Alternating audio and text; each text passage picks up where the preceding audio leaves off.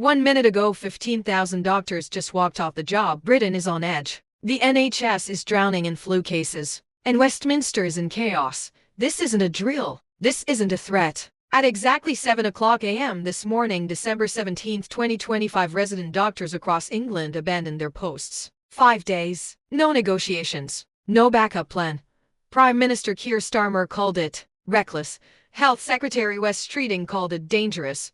But 83% of doctors, 29,215 of them, voted to walk out anyway. Right now, emergency rooms are scrambling. Hospital wards are on skeleton crews. And outside St. Thomas Hospital in London, orange placards pierce the morning mist. Patients need doctors. Doctors need jobs. The timing couldn't be worse. Flu hospitalizations surged 55% in just 1 week. An average of 2,660 patients per day are lying in hospital beds with influenza, the highest number recorded for this time of year since records began in 2021. NHS England called it their worst-case scenario, and now tens of thousands of frontline doctors have disappeared from the wards. Subscribe now, you won't believe what happens next, because this crisis didn't start this morning. It didn't start last week. It started 33 months ago. And what unfolded at 2:47 p.m. yesterday afternoon inside a cramped union office in London would change everything. 33 months, 14 strikes, and still no end in sight. This isn't the first time resident doctors have walked out. It's the 14th. But to understand why this moment feels different, why the fury is so raw, why the government is so desperate, you have to go back to March 2023. That's when it began. Not with anger, with exhaustion.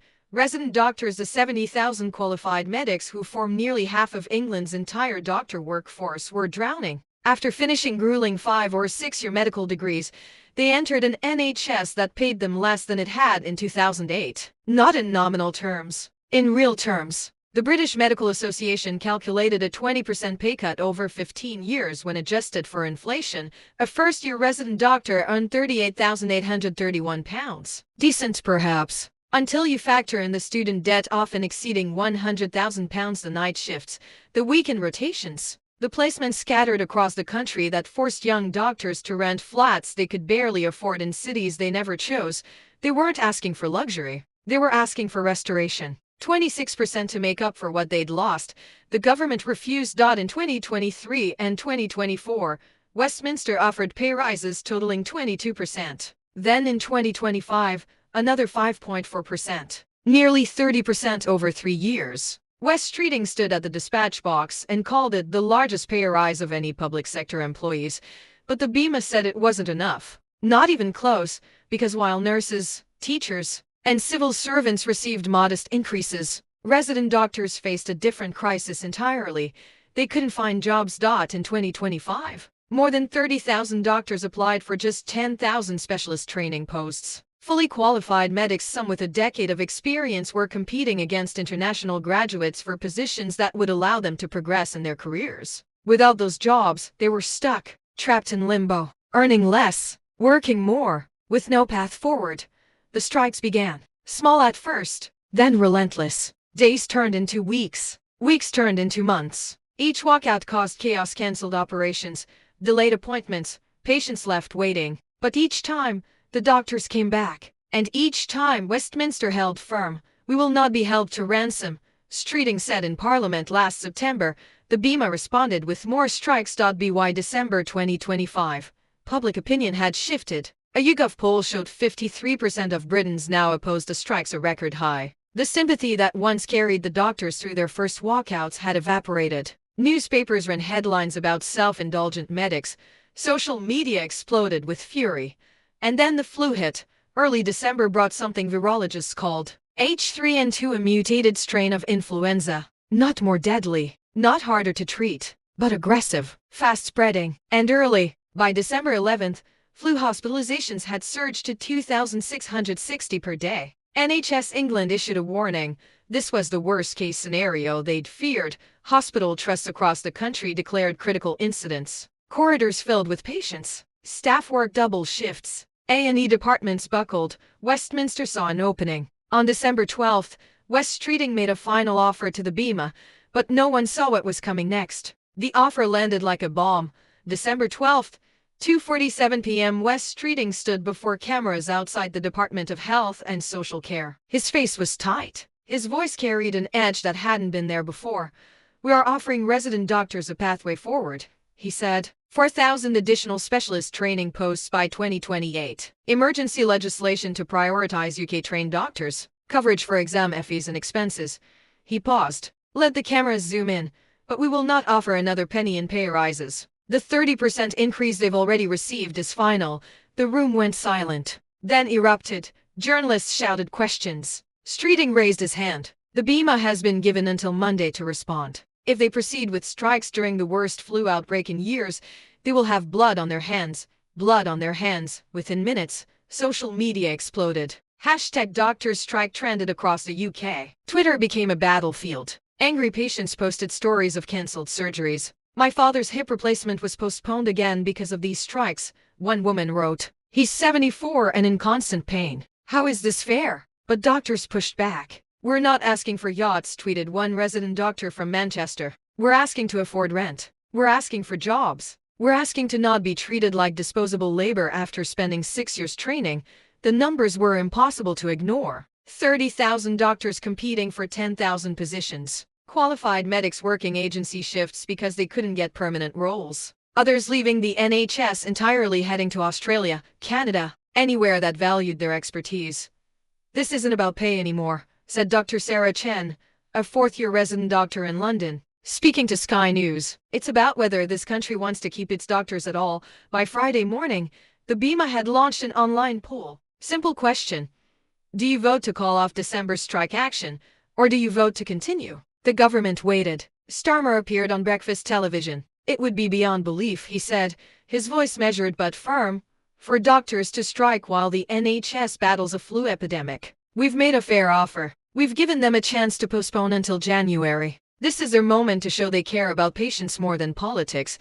Westminster fell silent that weekend. MPs went home. Ministers waited by their phones. Hospital trusts braced for the worst. Sunday night, the results came in. 83 voted to continue the strike. 29,215 doctors, against 5,892 who voted to call it off. Turnout: 65. The government's offer rejected. Overwhelmingly. Dr. Jack Fletcher, chairman of the BEMA's Resident Doctors Committee, released a statement at 11:34 p.m. Tens of thousands of frontline doctors have come together to say no to what is clearly too little, too late. "This week's strike is still entirely avoidable, but the government must work with us in the short time we have left."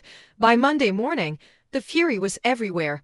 West Streeting called an emergency press conference. His words were venomous. "These strikes are self-indulgent, irresponsible, and dangerous. The BEMA has chosen to inflict maximum damage on the NHS at the moment of maximum danger."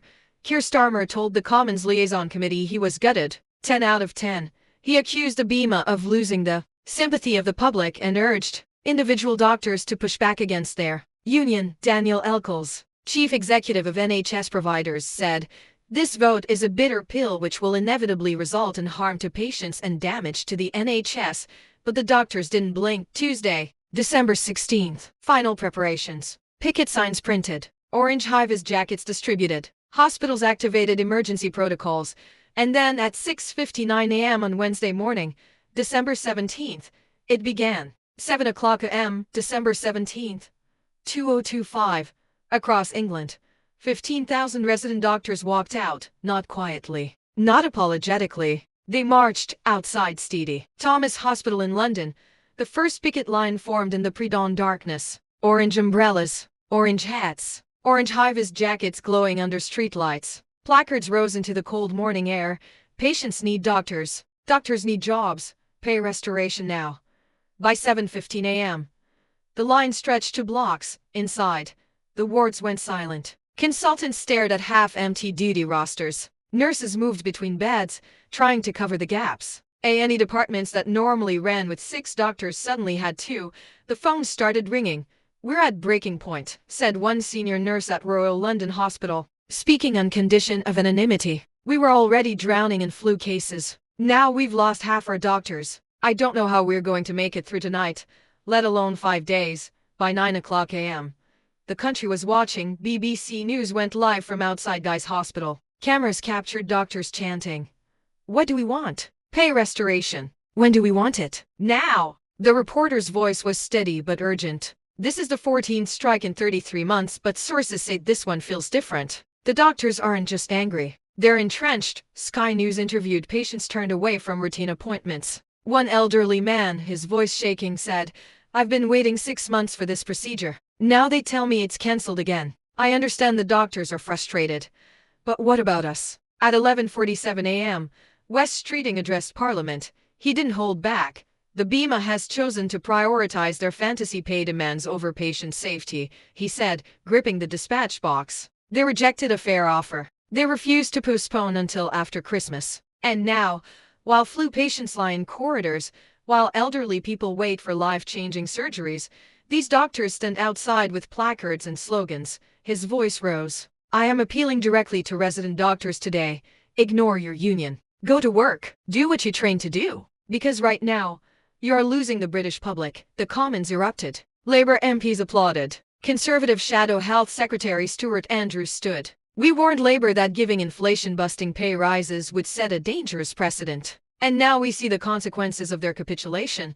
But outside on the picket lines, the doctors weren't listening. Dr. Amelia Okafor stood in the cold outside Manchester Rural Infirmary, her breath visible in the December air. A BBC reporter pushed a microphone toward her. "How do you respond to the health secretary calling this strike self-indulgent?" She didn't flinch. "Self-indulgent? I graduated with £120,000 in debt. I've worked night shifts, weekends, bank holidays. I've moved cities 5 times in 8 years because the NHS told me to. And now I can't even get a training post because there aren't enough jobs."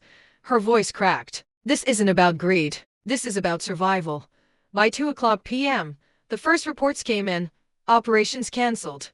3,500 in the first 6 hours. Outpatient appointments postponed, over 12,000. Emergency departments reporting critical strain. One hospital in Birmingham declared a major incident after flu admissions spiked and staffing levels collapsed. Chris Strether, NHS London's medical director, tried to calm fears. "The situation is within boundaries. We've prepared for this. We'll manage." But by 5 p.m., the reality was undeniable. Elderly patients stranded in hospital beds, unable to be discharged because there weren't enough doctors to sign off. Flu wards overflowing, ambulances queuing outside NE for hours. And the strike? 4 more days to go. As the winter sun set over London at 5:47 p.m., the picket lines remained. The doctors stood firm. The government refused to move. Britain held its breath. Tonight, Britain waits in the dark. It's 9 p.m. on December 17th. The first day of the strike is over. But 4 more days stretch ahead like an open wound dot in hospitals across England.